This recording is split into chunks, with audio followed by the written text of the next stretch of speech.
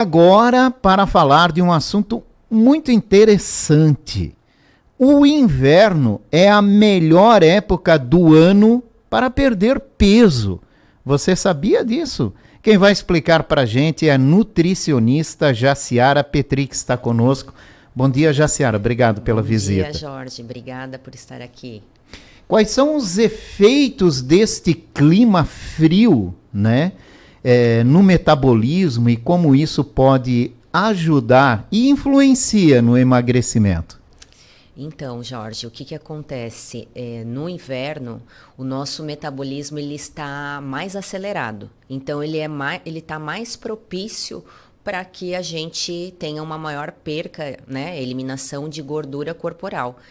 E a gente, sabendo disso, podemos utilizar essa informação para aliar, né, os alimentos para que a gente possa, então, ter uma alimentação mais regrada, uma alimentação mais saudável. Sendo assim, a gente consegue ter um equilíbrio maior e fazer com que o nosso metabolismo funcione melhor do que no verão.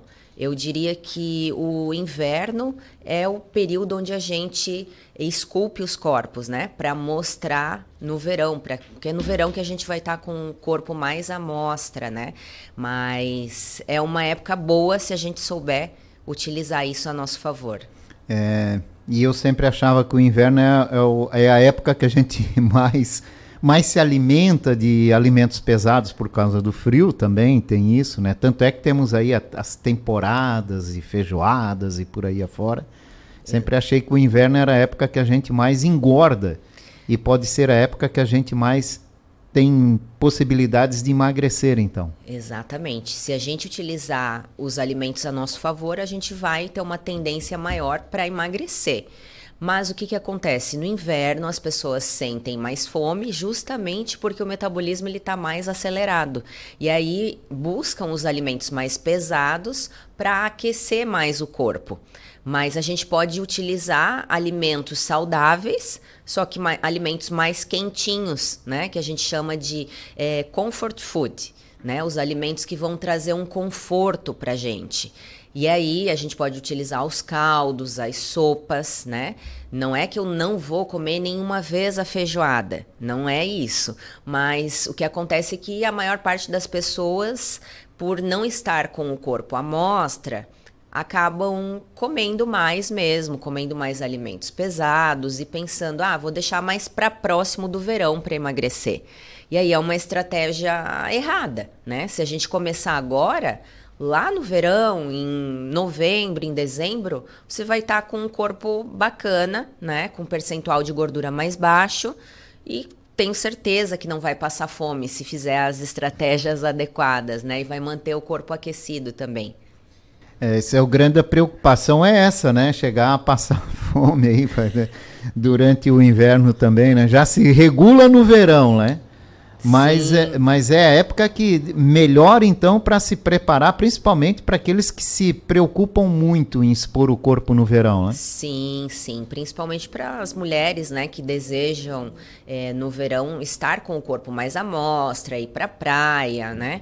Então, o que acontece? A gente pode estar iniciando esses projetos no verão e não 2 semanas ali antes.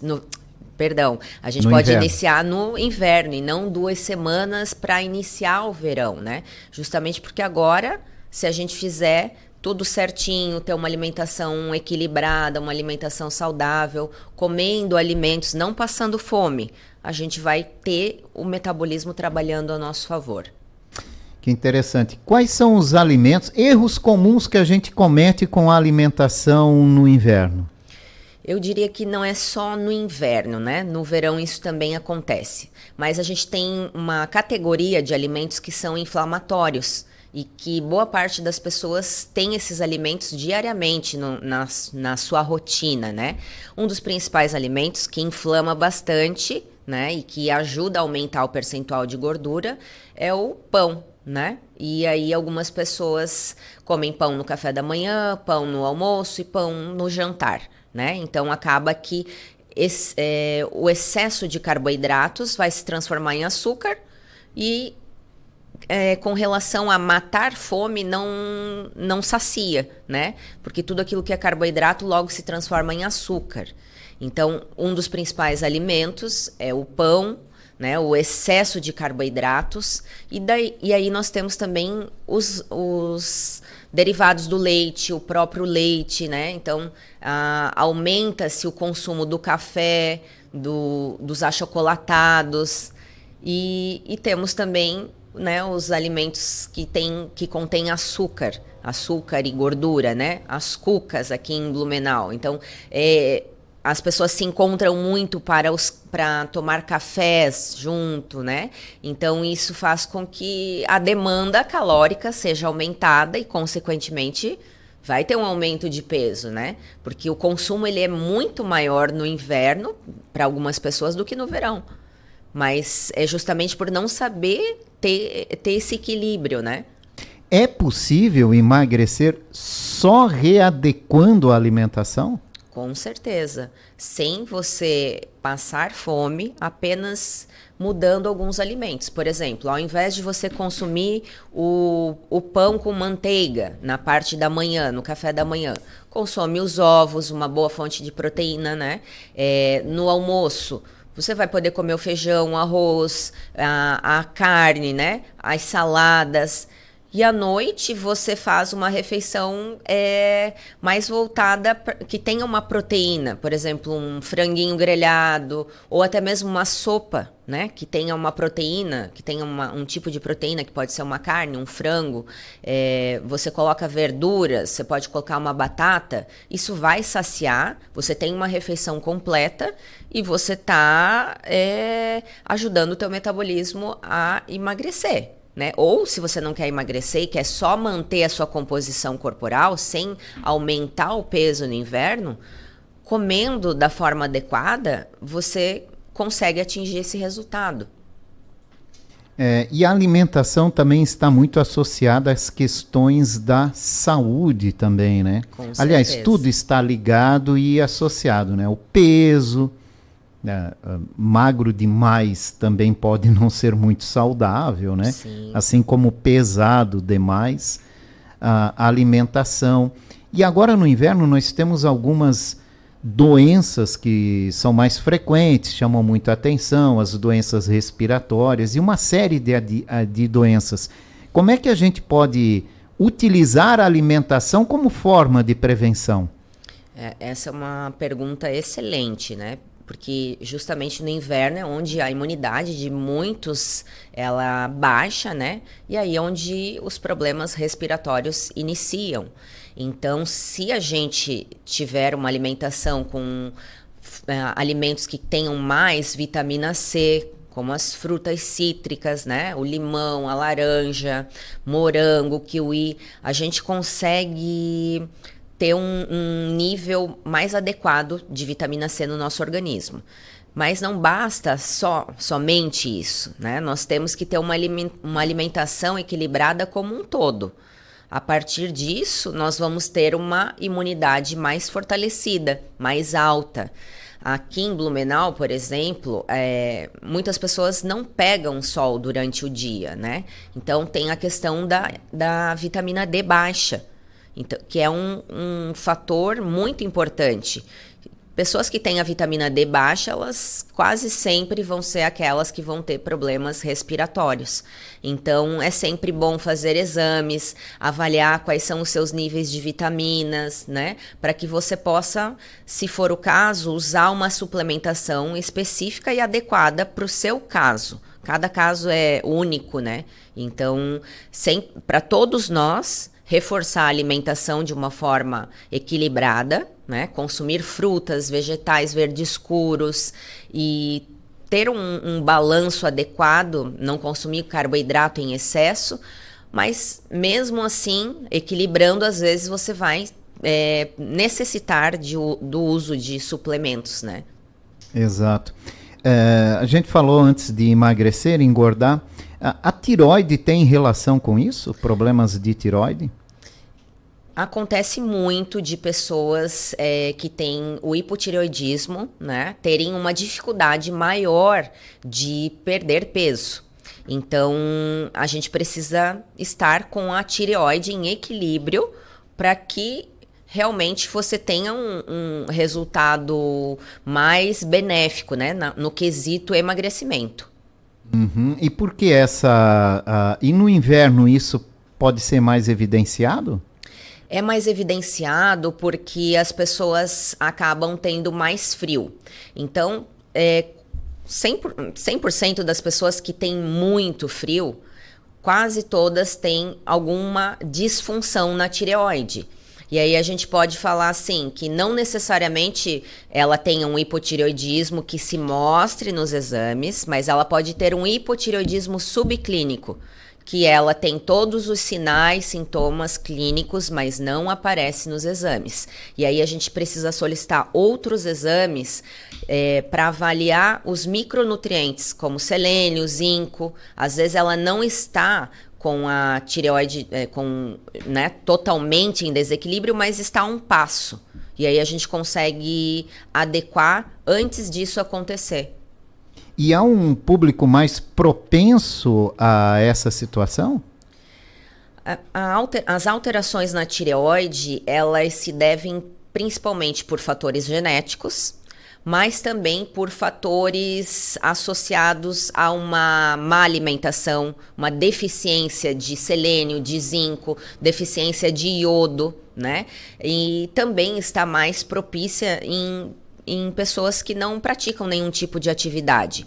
Mas, como eu falei, pode ser que você cuide da sua alimentação, que você pratique atividade física e ainda assim você tenha essas alterações. Então, sempre para a gente avaliar, analisando os sintomas e sinais clínicos e também em conjunto avaliando os exames. Mas não somente T3, T4, TSH, né?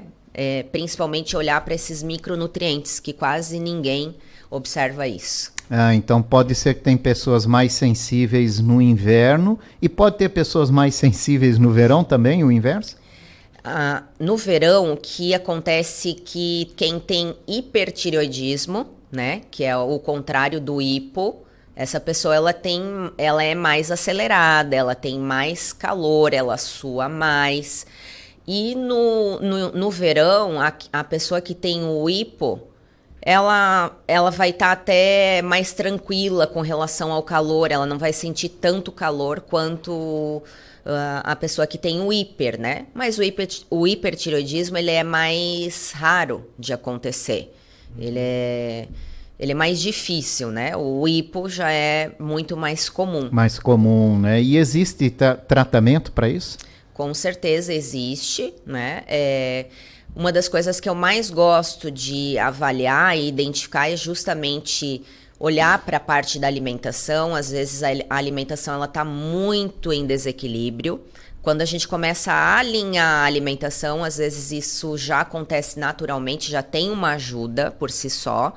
Quando a gente pega e avalia os exames, né, que eu citei, selênio, zinco, o iodo, a gente consegue dar esses minerais para o paciente tomar, então ele já vai adequando também, e às vezes ele não chega a manifestar o hipotireoidismo, quando a gente pega isso antecipadamente. Quando o paciente já tem hipotireoidismo, a gente ajuda na parte da alimentação e também a gente faz uma otimização na tireoide utilizando alguns suplementos, né, que vão ajudar. Mas quase sempre, para quem tem o hipotireoidismo, vai necessitar do uso do hormônio, né, para adequar. Resumindo, a alimentação está ligada a muita coisa, né? E isso é importante. Agora, tem pais que reclamam muito da dificuldade de conseguir mudar a alimentação das crianças. Crianças são avessos a determinados alimentos que são considerados mais saudáveis, né? Nesse caso, quando chega um pai para você e fala dessa dificuldade, qual é a orientação, hein? De como é que a gente pode ir introduzindo as crianças para uma alimentação mais saudável? Essa é uma ótima pergunta também, né? A dificuldade de muitos pais. Eu diria que Do 0 aos 7 anos, a base da alimentação ela vai estar totalmente associada ao que os pais consomem em casa. Então, quando a criança ela vê que os pais se alimentam de determinados alimentos, como Coca-Cola, chocolates, e os pais não têm o hábito de consumir frutas, verduras, é praticamente uma missão impossível você exigir que o seu filho consuma algo que você não consome. As crianças, elas imitam o comportamento dos pais. Então, dos 0 aos 7, eu não atendo crianças, eu atendo os pais. Porque o pai e a mãe mudando o comportamento, a criança ela vai copiando. E há também a questão comportamental, que está mais vinculada ao lado emocional. Então, às vezes, quando os pais ficam irritados e forçam, né? Acaba que a criança, por birra, acaba não querendo se alimentar dessa forma. Mas eu prefiro olhar, em primeiro lugar, para a alimentação dos pais, não ter alimentos que você não quer que o seu filho consuma dentro de casa, porque se você consome, o seu filho vai consumir, né? Então, o pai e a mãe precisam estar com a alimentação bem alinhada, e aí o filho vai consumir aquilo que tem em casa. E ele, por si só, vai chegar nas festinhas e vai negar determinados alimentos. Então, você não precisa proibir.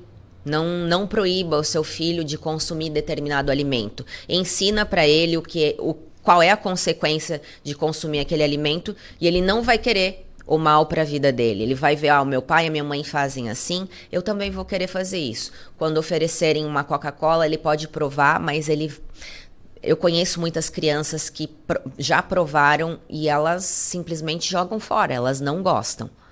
E com o doce, isso também acontece, as crianças acabam repelindo. Então, eu vejo muito mais crianças que já estão nesse ritmo, né, que sabem fazer boas escolhas, recusam, mas é justamente porque o pai e a mãe estão muito alinhados, né?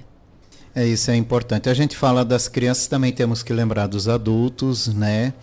As pessoas mais velhas também têm dificuldade, né? Chega um certo momento que, por uma obrigação, por uma necessidade, precisam mudar toda a rotina de alimentos, e isso é muito difícil. Exatamente. É difícil de você mudar a sua rotina alimentar, né? É mais fácil partir pelo bem, né, eu diria. Antes de acontecer qualquer problema de saúde, inicia sem isso ter se manifestado, porque acaba se tornando mais fácil quando você, por vontade própria, decide, do que quando você precisa forçadamente mudar um hábito. Aí existem muitas estratégias para que a gente possa mudar os hábitos, né? Mas a maior parte das pessoas não sabe, então acaba se tornando mais desafiador para elas. Exatamente. Jaciara Petri, obrigado pela tua participação hoje aqui na nossa programação. Obrigada a você, obrigada a todos os ouvintes. Eu conversei com a nutricionista Jaciara Petri, falamos sobre a época do inverno, que é uma época favorecida para o emagrecimento.